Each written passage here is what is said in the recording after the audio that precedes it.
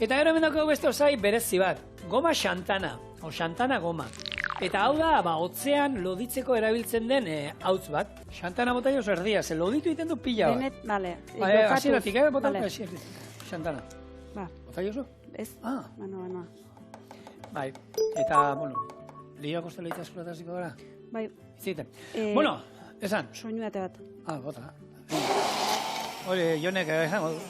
Bueno, ez dakizunentzako, xantana goma egiten du, hori loditu egiten du, eta zue bakizue, harto almidoia normalean zerbait beroa irakiten egon behar da, eta horra botatzeko eta loditzeko, honek ez du behorrik. Izane hortik etortzen da, ez? Hortik dator, harto hartzitue edo hortik... Bai, fermentatutako hartotik lortutako harto, almidoiak fermentatuta hortik ateatzen da, eta, bueno...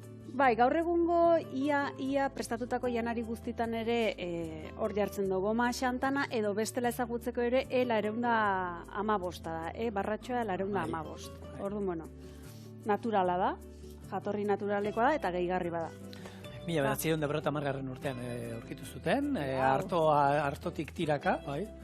Eta hor, laborategi batean, nahi zuten hartotik dena hartore inola zukua atera ibili zien, eta hortik aurkitu zuten, eta, bueno, gaur egun goi mailako sukaldaritzan da askotan erabiltzen da, esati zuen, inungo zaporik ez dio ematen, gorputza ematen du, gero saltza batean ez du usten banatzen saltza, alde batetik likidoa eta estetik hori batu iten ditu, eta, erabilpein pila badauzka, eta, bueno, gluteni bestauka, eta, bueno. Nikan besteako ez nekin, bai, izuzkikiteko, bueno, ezinbesteko badera. Bai, ez du usten azukrea kristalizatzen, horrek izoskia kristalizatzen da, bueno, eta listo, hau gabe, bizi izan bazarete oin arte ez duzu ezetan erosi behar, oin ez gaude hemen ezaten, baina, bueno, saltza hau, kozinatu gabe eta oso goxua gatuko zaigo, eta ero oliba olioa, hor dago botatzen juteko, jaiena.